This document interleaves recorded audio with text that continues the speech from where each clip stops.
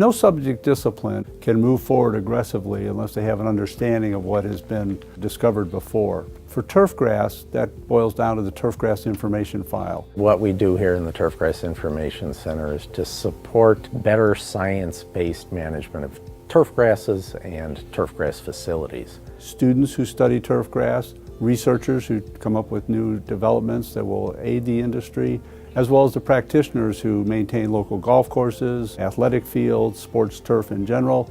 It gives them the information that they need to make the right decision. Now you can have access through what has developed with the Michigan State Turfgrass Collection to where you can have access to most of the research that's been conducted on the prime problem areas. That's invaluable to a researcher, that you're not going in and duplicating what already has been done. Having access to information is critical, and with the Turfgrass Information Center being basically a one-stop shop, I mean, obviously that makes it a very powerful resource for us in the industry.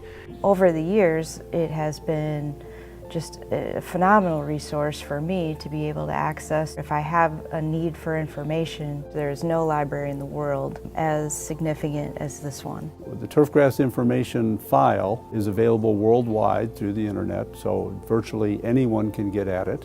We are hopeful that we can develop a strong enough endowment to support these operations that we can end the subscription basis and make this resource freely available to everyone throughout the world. The tool is only as good as its ability to serve the users. That's fundamental.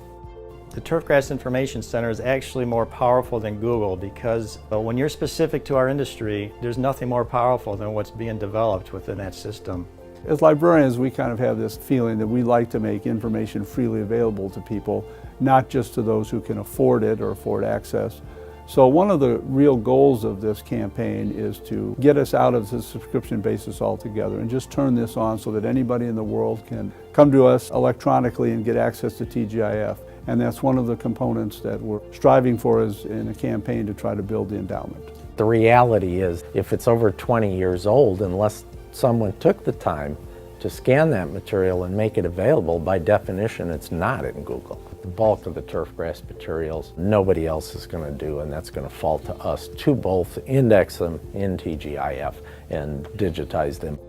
The students are the ones that are actually creating the records. They're the ones reviewing the articles in magazines to make sure that they are the original source of the article. While it's always valuable to have stuff in your hands, there's a physical limitation. The paper deteriorates, it breaks down. So the work that they're doing at Michigan State in the library there is really valuable because they're preserving things. Otherwise, these resources are going to be lost to us. Right now, the MSU Libraries is underwriting about half of the annual costs associated with the Turfgrass Information Center, which of course produces the Turfgrass Information File. It might be possible that the Michigan State University Libraries will underwrite this forever, but that's not a certainty. And if we were to fall back to the existing endowment, we would not be able to be as aggressive with our continuing to digitize materials to bring the full text to your desktop. We'd like to make sure the funding is secured going forward.